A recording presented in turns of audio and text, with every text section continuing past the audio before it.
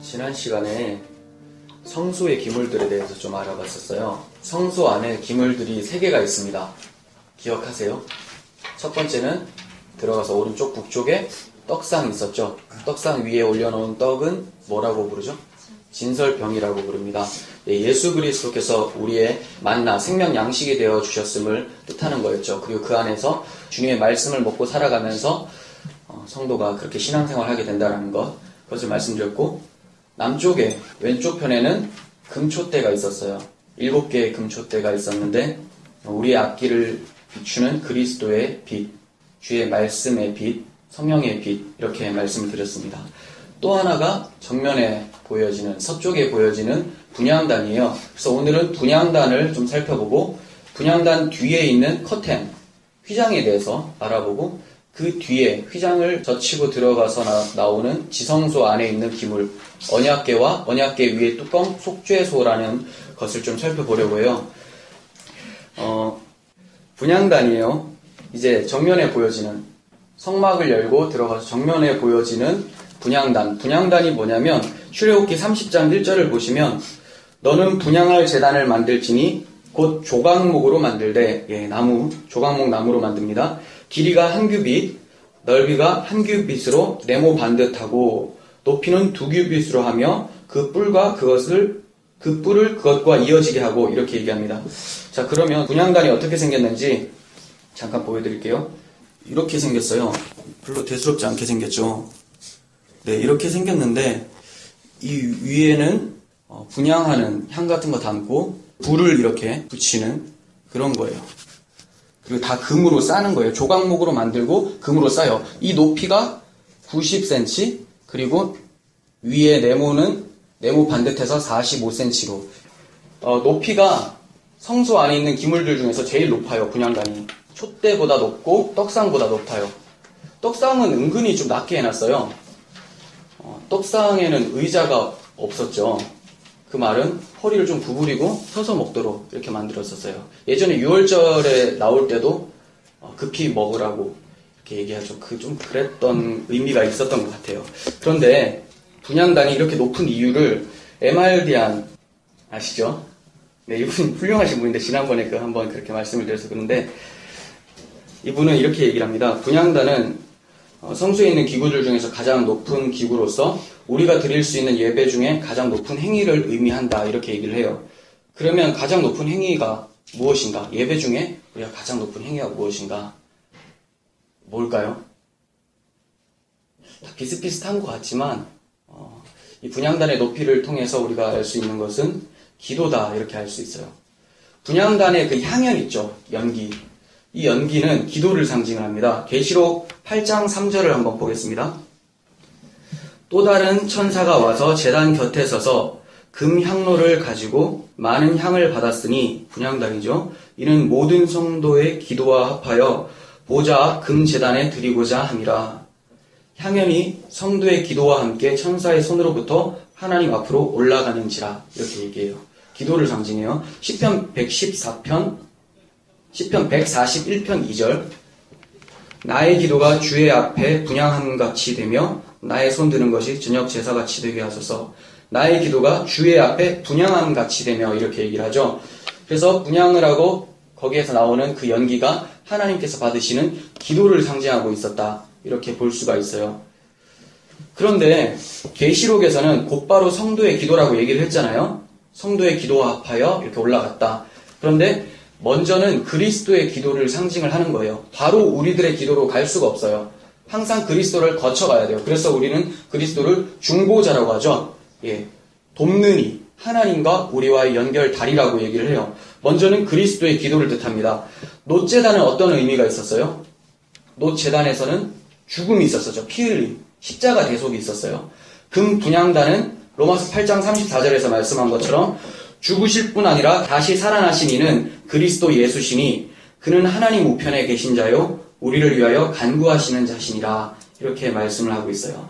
중보자 그리스도의 기도를 분향단의 의미를 상징한다, 이렇게 볼 수가 있습니다. 번제단에서 가져온 불씨는 끊임없이 향단에서 향을 피우고 있습니다.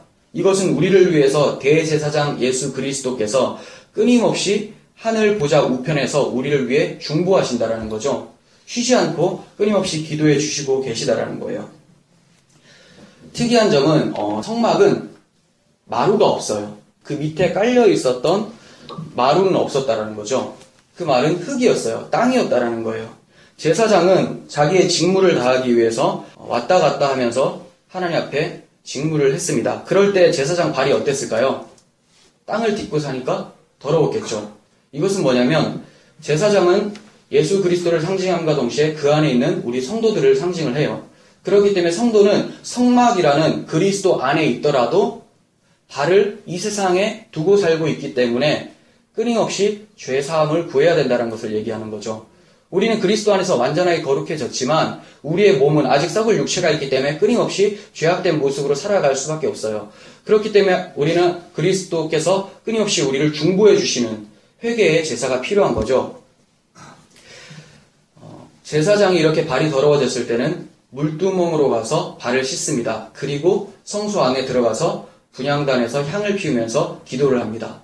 이것이 바로 중보자 그리스도께서 우리를 위해서 중보해 주시는 기도를 의미하는 것이죠. 놋 번제단은 그리스도의 십자가에 대해서 얘기를 했잖아요. 그런데 금 분향단, 이 금 분향단은 죽으시고 부활하셔서 이제 승천하셔서 우리를 위해서 기도하시는 부활의 예수를 상징을 하고 있어요. 그러니까 성막 안에는 제단이 두 개가 있는데 놋제단이 있고 금제단이 있는 거예요. 놋제단에는 피가 있지만 금제단에는 향이 있는 거예요. 차이점을 아시겠죠? 놋제단에는 십자가를 상징하지만 금분향단은 바로 부활의 승리의 주님을 상징하고 있습니다. 그래서 이 두 제단은 결국 성경이 전체적으로 얘기하고 있는 핵심 십자가와 부활을 얘기하고 있는 것이죠. 고린도전서 15장 3절에서 4절은 사도 바울이 이렇게 얘기를 합니다. 내가 받은 것은 먼저 너희에게 전하였다. 자기가 받은 게 뭘까요? 바로 성경의 내용이겠죠. 이는 성경대로 그리스도께서 우리 죄를 위하여 죽으시고 장사 지낸 바 되셨다가 성경대로 사흘 만에 다시 살아나셨다. 이렇게 말씀하고 있어요. 사도 바울이 전했던 것은 십자가와 부활 외에는 없었던 거예요. 성경이 이것을 얘기하고 있었기 때문이다. 그러니까 설교에도 다른 것을 얘기할 필요가 없겠죠. 놋번제단과 분향단, 이 의미를 강하게 선포하면 되는 거예요. 그런데 분향단의 위치가 좀 애매모호합니다. 왜냐하면 구약성경에서 출애굽기 30장 6절을 보시면 그 제단을 증거계 앞에 있는 휘장 밖에 두라 이렇게 얘기를 하고 있어요. 그러면 여기 어디예요? 성소죠, 성소. 그런데 신약성경에서 히브리서 9장 3절 볼게요.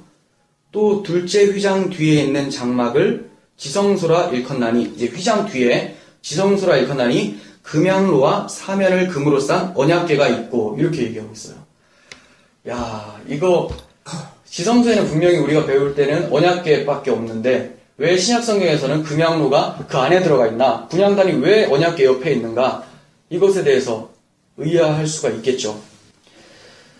왜 이렇겠습니까? 휘장 안입니까? 바깥입니까? 휘장 바깥이에요. 좀 더 답이 가까운 거는 신약 쪽 아니겠어요? 네. 구약과 신약의 차이를 설명을 하고 있는 거예요. 신약 시대는 예수의 십자가를 통해서 성소 휘장이 찢어졌어요. 그리고 가장 먼저 들어가신 분이 우리 주님이시죠. 주님께서 이제 휘장 안에 지성소에 거하셔서 우리를 위해서 기도하고 계신다라는 것을 말씀하고 있는 거죠. 주님의 십자가에서 다 이루었도다 하고 거기서 찢어져요. 근데 히브리서에서는 휘장은 예수 그리스도의 육체였다 이렇게 말씀을 하고 있죠. 히브리서 6장 19절 보겠습니다. 우리가 이 소망을 가지고 있는 것은 영혼의 닷 같아서 튼튼하고 견고하여 휘장 안에 들어가나니 그리로 앞서 가신 예수께서 멜기세덱의 반차, 이 계열입니다. 멜기세덱의 계열을 따라 영원히 대제사장이 되어 우리를 위해 들어가셨느니라. 이제 주님께서 휘장 바깥에서 중보하시는 것이 아니라 휘장 안에 하나님 보좌 우편을 상징하는 지성소에서 기도하고 계신다는 것을 말씀하고 있는 거죠. 구약시대에는 아직 지성소로 가는 길이 휘장으로 막혀 있었어요. 하지만 지금은 염소와 송아지 피로 하지 아니하고 오직 자기 피로 영원히 속죄를 이루사 단번에 성소에 들어가셨느니라. 이렇게 히브리서가 얘기하면서 그리스도께서 지성소 안에서 하나님 보좌 우편에서 우리를 위해 중보하신다라고 말씀을 하고 계세요. 로마서 8장 34절 그는 하나님 우편에 계신 자요 우리를 위하여 간구하시는 자신이라. 그러니 이 분향단 즉 그리스도의 기도가 휘장이 찢어진 신약시대에서의 위치는 바로 지성소 안이라는 거예요. 나중에 계시록을 또 강의하다 보면 계시록 21장을 보시면 이 성소가 네모 반듯하다 이렇게 얘기를 해요. 성소가 네모 반듯합니까? 지성소가 네모 반듯하거든요. 성소는 직사각형이에요. 근데 왜 네모 반듯하다고 하셨는가? 바로 휘장이 찢어지면서 지성소가 성소를 먹은 케이스가 되는 거죠. 그래서 이제 지성소가 성소가 되는 거예요. 그래서 네모 반듯하다. 더 이상 이제 휘장이 없다라는 것을 상징하기 위해서 그렇게 말씀을 하고 있는 거죠. 예, 이렇게 주님께서 휘장을 찢으시고 자기 육체로 찢으시고 하나님 우편에서 기도하고 계시는 것을 말씀하고 있어요. 그리고 이 향단의 향은 그리스도의 기도인과 동시에 그리스도 안에서 기도하는 우리들의 기도도 되는 거죠. 계시록에서 살펴봤었죠. 8장 3절 4절에서 다시 한번 볼게요. 4절 보겠습니다. 향연이 성도의 기도와 함께 천사의 손으로부터 하나님 앞에 올라가는지라.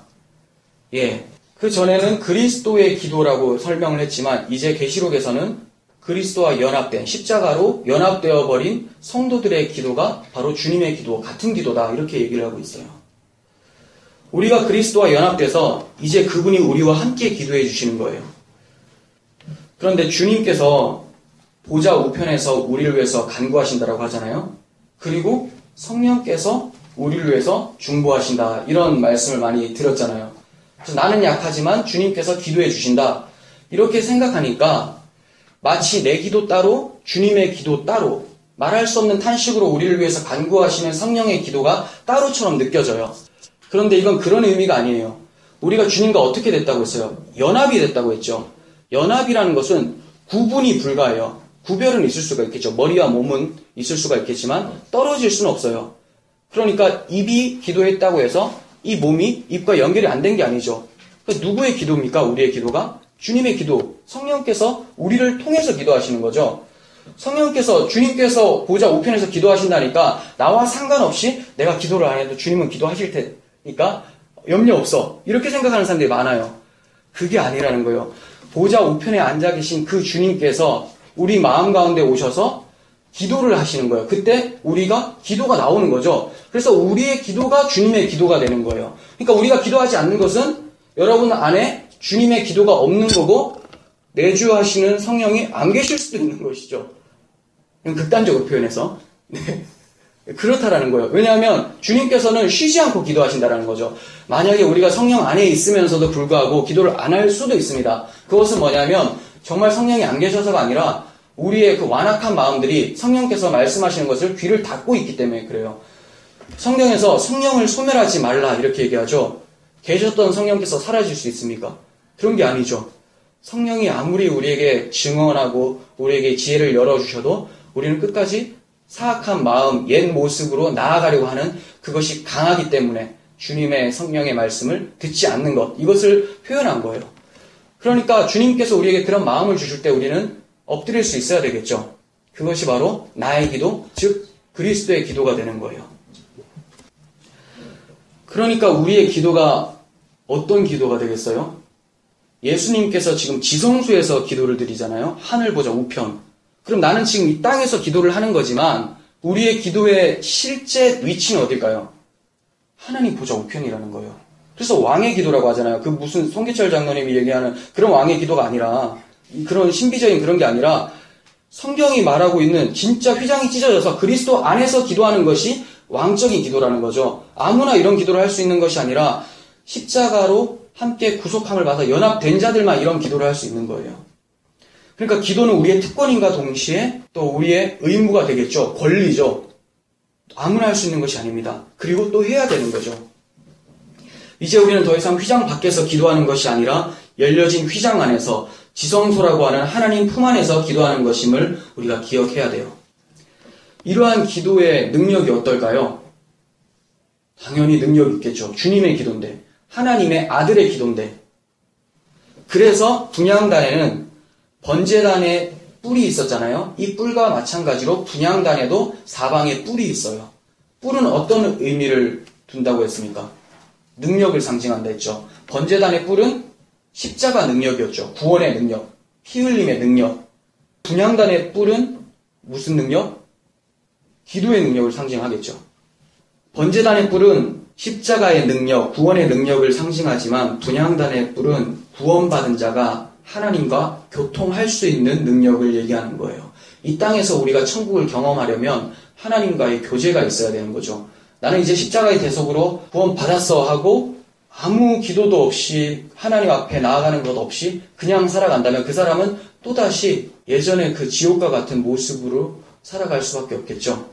그러니까 주님께서는 양으로 생명을 얻게 하고 더 풍성하게 얻게 하려고 우리를 구원하셨는데 풍성한 하나님의 구원은 경험하지 못하고 단지 피 흘림의 대속만을 생각을 하며 살아가는 거죠. 그래서 내가 죽어야 돼. 빨리 그 나라 왔으면 좋겠다. 거기서 끝나면 안 된다라는 거예요. 그날을 바라보지만 이 땅에서도 너무나 기쁘게 구원의 감격으로 살 수 있어야 되는 거죠. 그렇지만 그 본향이 완성된 하나님의 나라기 때문에 더 사모하게 되는 것이지 여기가 너무나 싫고 염세적이고 막 이래서 우리가 그곳에 가고 싶은 건 아니라는 거예요. 그렇다면 우리는 이 땅에서 살아가려고 하는 그 힘을 얻지도 못하고 동기부여나 이런 거 아무것도 얻지 못하고 마치 패배자처럼 살아갈 수밖에 없을 거예요. 어떻게 해서 이러한 기도를 우리가 할 수 있게 되었을까요? 십자가 때문이죠. 어떻게 분향단에 들어갈 수 있습니까? 바로 번제단 때문이죠. 번제단에 뿌려진 피, 그 피의 능력을 통해서 분향단에도 그 피의 능력을 입어서 기도하는 거예요. 그래서 출애굽기 30장 10절 보세요. 제가 읽어드릴게요. 세 번역인데 아론은 분향단 뿔에 한 해에 한 번씩 속죄 예식을 하여야 하는데 한 해에 한 번씩 속죄의 피를 발라서 분향단을 속죄하여야 한다. 이렇게 말하고 있어요. 대제사장 아론이 분향단 뿔에 뭘 바르라고 합니까? 번제단에서 흘렸었던 그 피를 가지고 들어와서 그 뿔에 바르래요. 그러니까 우리의 기도는 십자가 능력을 힘입어서 기도하는 거라고 성경은 얘기하고 있는 거죠. 불신자들이 막 간혹 가다가 나도 하나님 앞에 기도할게 이런 얘기를 해요. 택도 없죠. 기도는 하겠지만 올라가지가 않아요. 휘장 바깥에 있으니까. 그러니까 그분들의 마음은 충분히 이해를 하겠는데 능력 있는 기도가 될 수가 없어요. 하나님은 자기 아들의 기도를 받으시지 죄인들의 기도를 받으시는 분이 아니라는 거죠. 나의 기도, 저의 기도도 아니죠. 그리스도 안에 있기 때문에 제 기도가 그리스도의 기도, 하나님의 아들의 기도가 된 거지.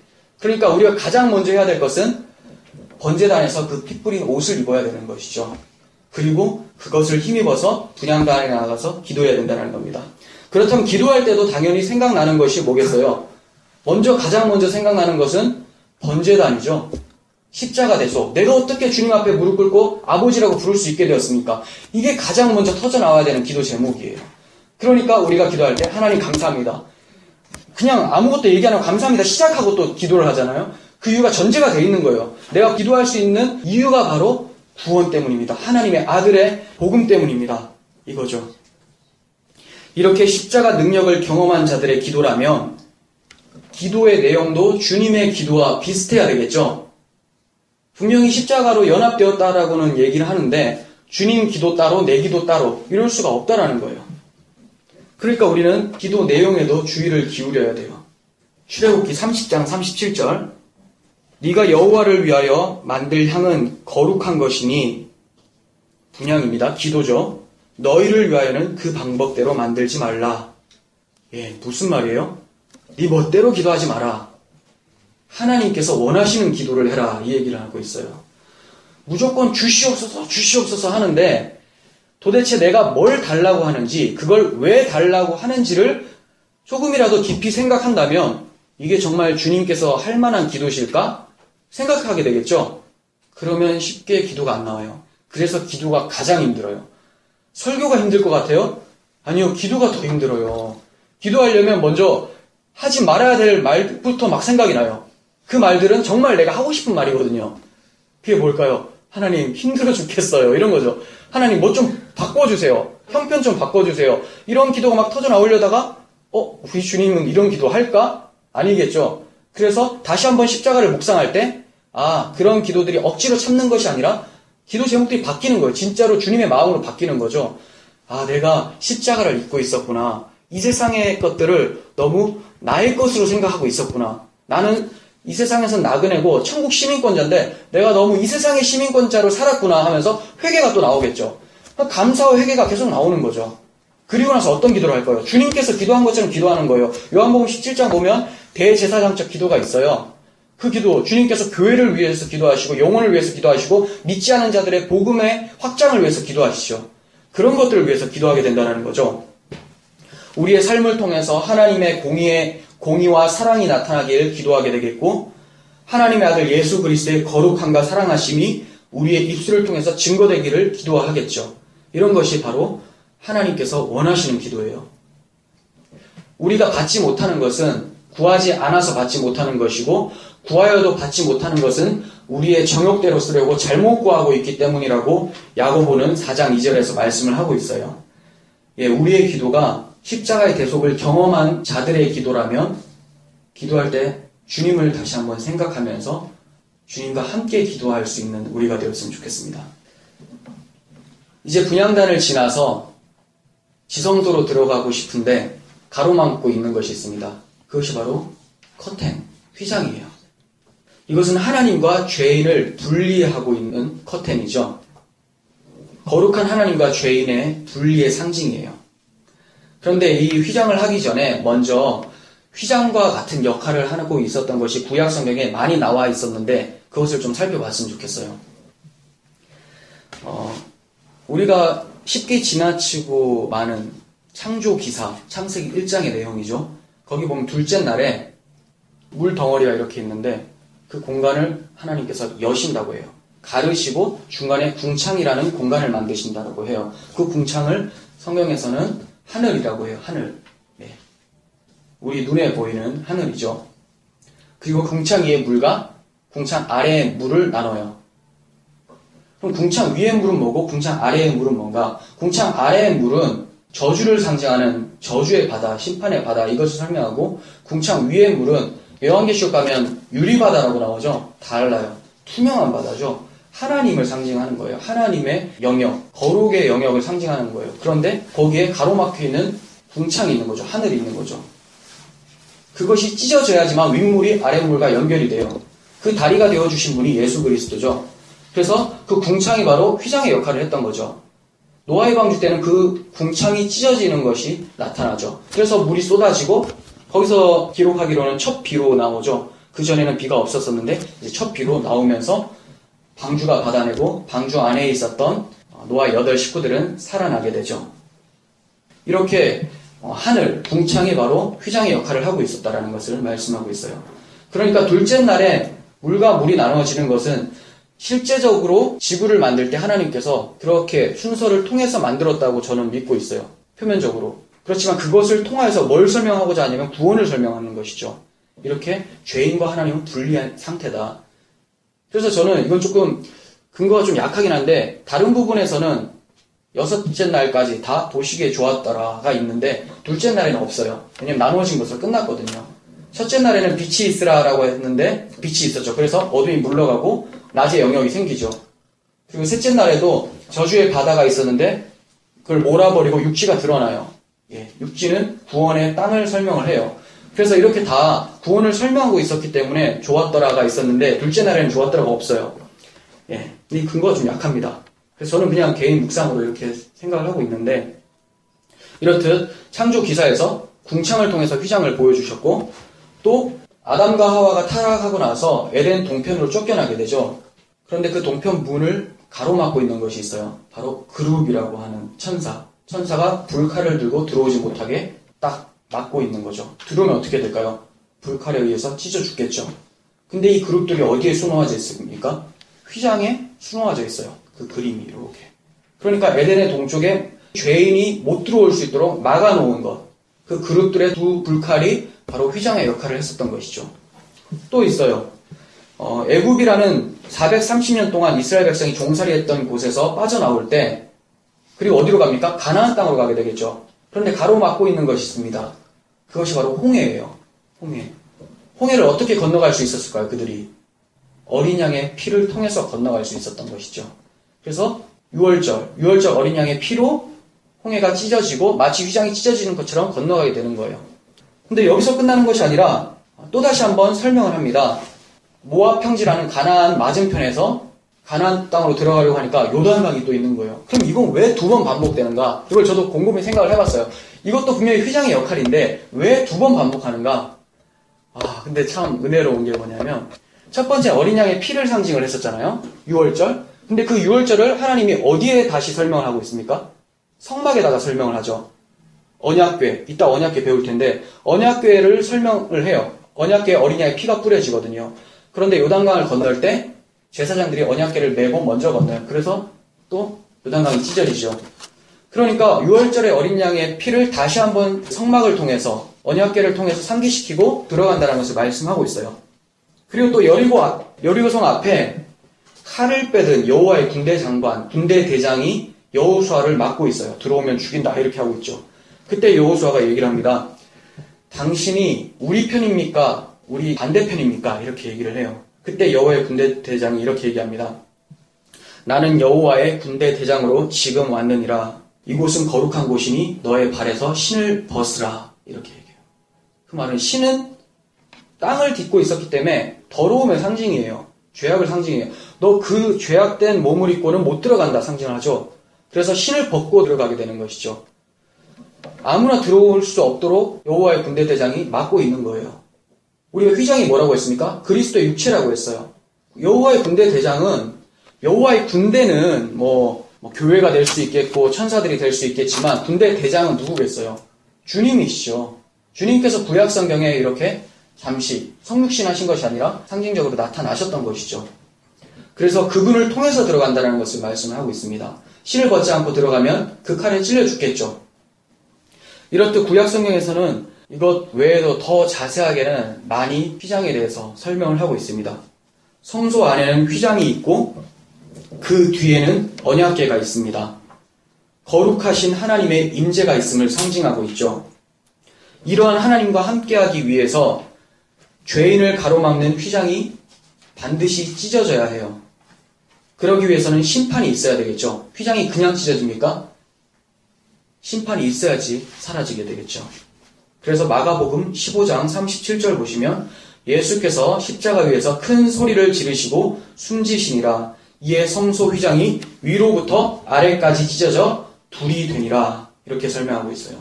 위로부터 아래로.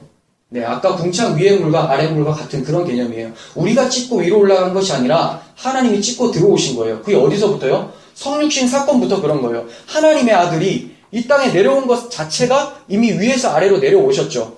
그리고 성소 휘장이 위에서 아래로 찢어졌다는 것은 하나님이 우리를 만나러 오셨다는 거예요. 누구를 통해서? 당신의 아들을 휘장이 찢어지듯이 십자가에서 찢으시고 찾아오셨다는 겁니다. 그래서 우리는 하나님과 화평할 수 있게 되었어요. 히브리서 10장 20절은 그 길은 우리를 위하여 휘장 가운데 열어놓은 새로운 살길이요 휘장은 그의 육체니라 이렇게 말씀하고 있습니다. 우리는 예수 그리스도께서 자기 육체를 십자가에서 찢으심으로 성소로 들어갈 담력을 얻었습니다.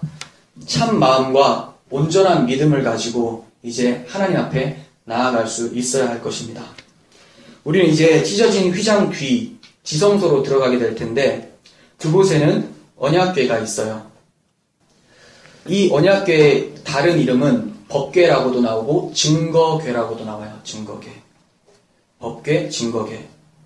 그런데 우리는 이 언약궤를 살펴보기 전에 성경에 등장하는 세 가지 궤에 대해서 먼저 또 살펴봤으면 좋겠어요.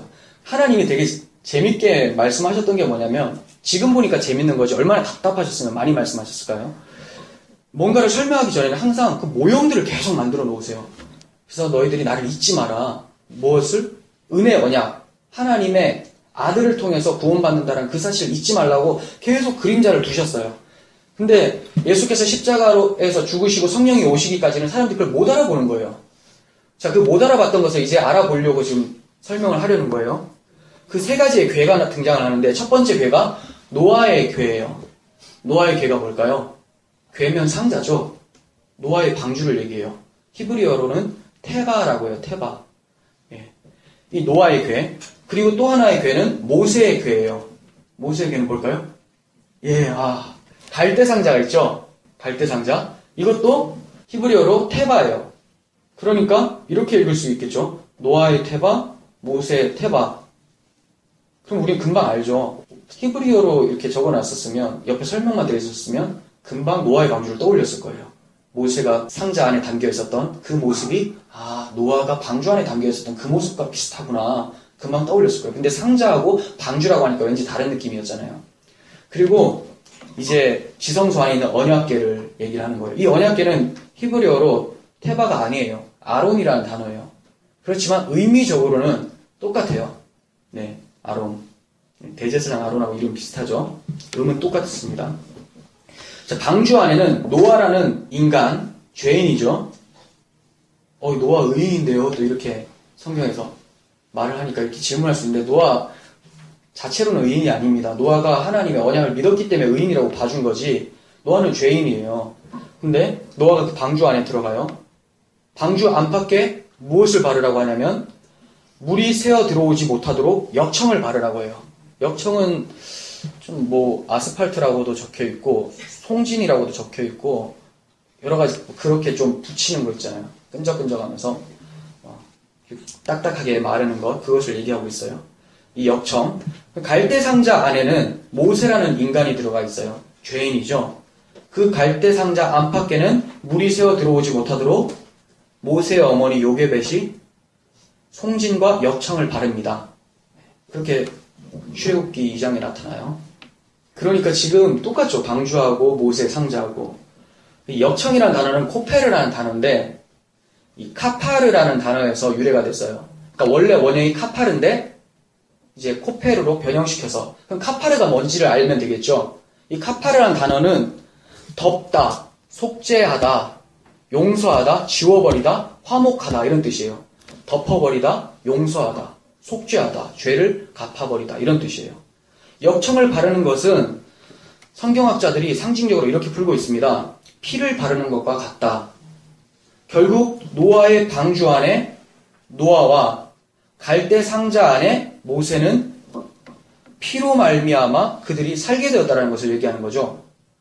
위에서 뭐가 떨어집니까? 물이 떨어지고 있어요. 방주 위에서는. 그래서 하나님의 심판이 떨어지고 있는데, 거룩하신 하나님, 그 거룩이 떨어질 때 다 죽어야 되는데 노아가 죽지를 않아요. 물에 맞지를 않아요. 그것은 바로 역청을 통해서 살 수 있었다는 거죠.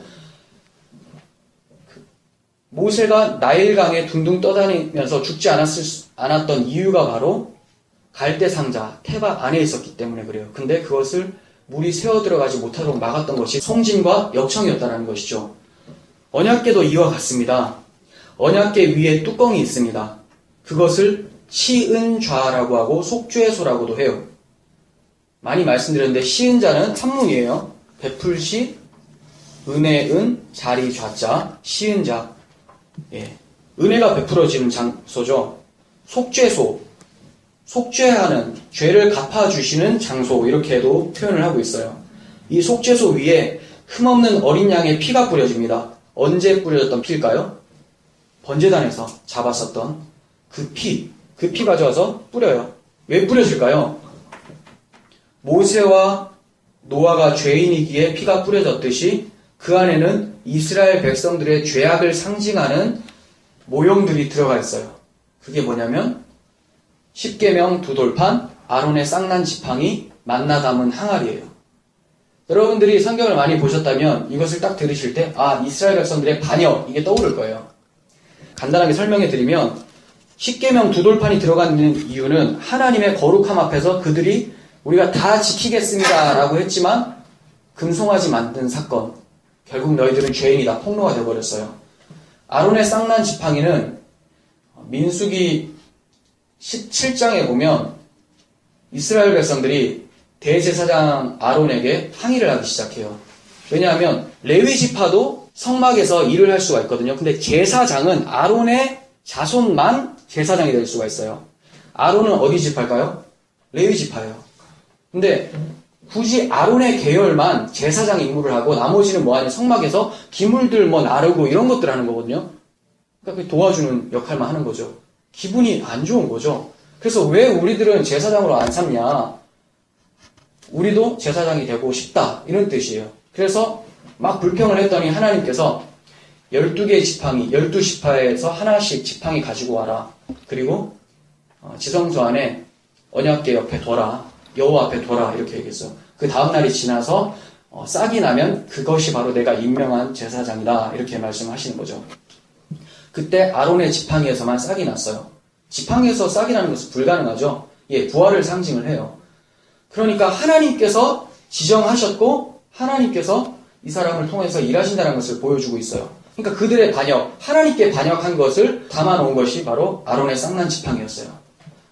만나 담은 항아리는 이들이 배고프고 또 목마르고 이러다 보니까 하나님 앞에 불평을 하죠. 이럴 줄 알았으면 우리가 애굽에 다시 노예로 들어가서 고기 가마 곁에서 부추 파만을 먹었던 것이 훨씬 낫겠다. 이런 얘기를 해요. 부추 파만을 먹었겠습니까? 노예가. 근데 일단 그렇게 불평하면서 얘기를 합니다. 예. 그때 하나님께서 만나를 주시는 거죠. 그러니까 그들이 반역했음에도 하나님께서 긍휼을 베푸세요. 또다시 고기 타령할 때 하나님께서는 메추라기를 주시면서 메추라기가 이에 씹히기도 전에 다 태워버리시죠. 예. 그들을 심판을 하세요. 그렇게 만나와 메추라기 이런 것들은 하나님의 은혜임과 동시에 그들의 반역을 상징하는 모형들로서 이 안에 들어가 있는 거예요. 그러면 그 세 가지 기물을 딱 볼 때 와, 이거 완전 죄 덩어리네 이렇게 보여지겠죠. 근데 그것을 어디에 담습니까? 방주와 같은 그 궤에다 담는 거예요. 상자에 담는 거죠. 조각목, 나무에다 담는 거예요.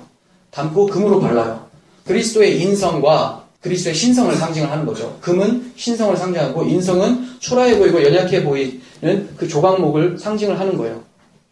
그렇게 해서 담아놓고 그 위에 뚜껑으로 덮습니다. 왜요? 열어놓으면 이들이 죽어야 되니까. 죄인이니까. 그래서 뚜껑을 덮어요. 하나님께서 안 보시려고 하는 거예요. 근데 안 볼 수 있습니까? 죄가 있는데 심판을 해야 되겠죠.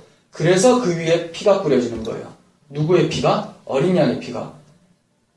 결국 이것은 그리스도 안에 있는 우리들을 상징하고 그리스도께서 십자가에서 대속으로 죽으심으로 우리의 심판이 넘어갔다. 유월되었다. 이것을 상징하기 위해서 언약궤가 있었던 것이고 모세의 상자, 노아의 방주가 있었던 거예요. 이해가 가시죠? 우리가 율법 아래 있게 되면 모두가 다 죽을 수밖에 없어요. 우리의 행위로 인해서 죽게 되죠. 그런데 우리는 피를 통해서 은혜 아래에 있게 되었어요. 하지만 여전히 시내산에서의 이스라엘 백성과 같이 우리가 다 준행하겠습니다. 이렇게 외친다면 그 사람은 결국 자기 행위로 인해서 죄 아래 거하게 되겠죠. 심판 아래 거하게 되겠죠. 로마서 3장 9절을 보시면 그러면 어떠하냐? 우리는 나으냐? 결코 아니라 유대인이나 헬라인이나 다 죄 아래 있다고 이미 우리가 선언했다. 다 죄 아래 있대요. 죄 아래 있다면 어떻게 될까요? 심판을 받겠죠. 로마서 3장 1절 우리가 알거니와 무릇 율법이 말하는 바는 율법 아래에 있는 자들에게 말하는 것이니 이는 모든 입을 막고 온 세상으로 하나님의 심판 아래에 있게 하려 함이라. 예, 율법은 하나님 심판 아래 가두어버려요. 그 심판 아래 가두어졌으니까 그것을 우리는 저주라고 부르죠. 갈라디아서 3장 10절에서 바울이 얘기합니다. 무릇 율법 행위에 속한 자들은 저주 아래에 있나니 기록된 바 누구든지 율법 책에 기록된 대로 모든 일을 항상 행하지 아니하는 자는 저주 아래에 있는 자라. 이렇게 얘기를 하고 있어요. 우리가 율법 아래 있게 되면 죄 아래, 심판 아래, 저주 아래 있게 됩니다. 모든 일을 항상 행하지 않으면 저주 아래 있게 돼요. 우리가 선을 행한다고 하지만 항상 행할 수 있어야 된다는 거죠. 그 말은 어떤 행동이 아니라 마음으로부터 계속 행해줘야 된다는 거예요. 그 말은 새 마음이 아니면 불가능하다는 것을 말하고 있습니다. 그러니까 모든 사람들은 자기 마음으로 인해서 다 심판을 받는다. 하지만 그리스도를 통해서 새 마음이 된 자들은 그리스도께서 대속하셨기 때문에 우리는 구원을 받는다는 것을 설명을 하고 있는 거죠. 우리는 속죄소 피 아래에 있습니다. 그리스도의 피 아래, 즉 은혜 아래에 있는 자들이에요. 속죄라는 단어는 덮다라는 단어라고 말씀을 드렸었죠. 카파르, 덮다. 우리의 죄가 그리스도의 피로 덮였다라는 거예요. 마치 6월절 출애굽할 때 6월절 밤에 어린 양의 피가 각 집의 문설주와 문이 임방에 발라진 것처럼 그 피 아래 피로 덮여 있었던 그 집은 다 살았다라고 얘기를 합니다. 우리는 하나님의 심판이 올 때 그리스도 피 아래에 있기에 하나님 앞에 나아갈 수 있는 것, 하나님 앞에 구원을 받을 수 있다는 것을 기억했으면 좋겠습니다. 하나님께서는 이렇게 성막 전체를 통해서 곳곳에 그리스도를 통한 구원을 설명하고 계셨고, 우리의 공로가 아니라 하나님의 아들의 공로를 통해서 우리가 하나님과 함께 되었다는 것을 말씀하고 있는 거예요. 우리가 쉽게 임마누엘 이렇게 얘기를 하죠. 사람 이름도 임마누엘이라고 하고. 그런데 그 임마누엘이라는 단어는 기적적인 말이에요. 하나님이 우리와 함께 하시다라는 말이죠. 어떻게 이게 가능합니까? 그 유명한 솔로몬 왕은 성전 봉헌식 때 이렇게 기도를 해요. 하나님, 참으로 땅에 거하십니까? 하늘과 하늘들의 하늘이라도 주를 용납하지 못하겠거든. 하물며 내가 건축한 이 성전입니까? 아닌 거 알지만 하나님께서 이 언약궤 위에 속죄소, 하나님의 발판이라고 해요, 속죄소가. 이 위에 거하신다고요? 감당을 못하겠습니다. 하나님 은혜입니다. 이렇게 고백을 했어요. 이제 하나님은 속죄소 위에 거하시는 것이 아니라 우리 안에 거하신다라고 해요. 어떻게 해요? 우리가 그리스도의 피로 주와 함께 연합이 되어버렸기 때문입니다.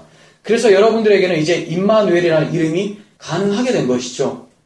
임마누엘이 얼마나 중요하냐면 하나님이 우리와 함께 하시다는 이 단어가 마태복음 시작할 때 1장 23절에서 주님의 이름을 임마누엘이라고 얘기를 하시죠. 그리고 마태복음 28장이 끝인데 19절, 20절까지거든요. 그 20절에서 내가 세상 끝날까지 너희와 항상 함께 할 거다 하고 끝내요. 그 말은 시작과 끝이 하나님이 함께 하시기 위해서 마태복음이 있다라는 거예요. 요한계시록 21장 3절을 보시면 그 한 구절에 함께라는 단어가 3번이나 등장을 합니다. 내가 들으니 보좌에서 큰 음성이 나서 이르되 보라 하나님의 장막이 사람들과 함께 있음에 하나님이 그들과 함께 계시리니 그들은 하나님의 백성이 되고 하나님은 친히 그들과 함께 계셔서 더 읽겠습니다. 모든 눈물을 그 눈에서 닦아주시니 이게 왜 가능해요? 임마누엘 때문에 다시는 사망이 없고 애통하는 것이나 곡하는 것이나 아픈 것이 다시 있지 아니하리니 처음 것들이 다 지나갔습니다. 이전의 우리가 아니라 새로운 피조물이 되었다라고 얘기를 해요. 이것이 바로 임마누엘의 은혜입니다. 바울이 매 편지 끝에 이렇게 얘기를 하죠. 하나님의 은혜와 평강이 영원히 함께 있을 것입니다. 그래서 우리는 축도라고 사용을 하죠. 이게 가장 중요하기 때문에 언약적 축복이라고 제가 이름을 바꿨었던 이유가 그래요. 이거는 성도를 위해서 목사가 축복을 빌어주는 그런 차원이 아니라 하나님께서 말씀하신 함께 하겠다라는 그 언약을 선포하는 개념에서 사용이 되어져야 되는 것이죠. 물론 이거는 인사말이었어요.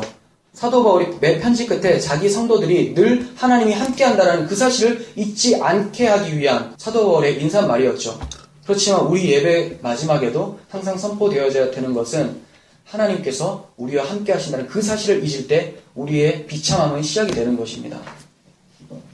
여러분 잊지 말았으면 좋겠습니다. 성막을 통해서 계시된 십자가의 사랑을. 마지막으로 우리가 함께 히브리서 9장 19절에서 20절을 읽고 예배를 마치겠습니다. 그러므로 형제들아 우리가 예수의 피를 힘입어 성소에 들어갈 담력을 얻었나니 그 길은 우리를 위하여 휘장 가운데로 열어놓으신 새로운 살 길이요 휘장은 그의 육체니라. 아멘. 기도하겠습니다. 하나님 아버지 참 감사합니다. 우리가 쉽게 지나쳤었던 성막을 통하여서 십자가의 복음을 이렇게 깊이 있게 우리에게 설명하고 계셨다라는 것을 우리는 모르고 살았습니다. 우리의 무지함을 용서해 주시고 오늘 이렇게 성령을 통하여서 하나님의 복음을 성막을 통해 계시해 주신 하나님을 찬양할 수 있도록 은혜 베풀어 주시옵소서. 하나님 우리의 인생 속에서 다른 것 다 잊어도 우리를 통하여서 역사하시는 우리와 함께 하시기 위해서 성막을 주신 그 임마누엘의 하나님을 잊지 않게 하시고 그 약속 가슴에 붙들고 살 수 있는 우리 모두가 되게 하여 주옵소서. 예수님의 이름으로 기도합니다. 아멘.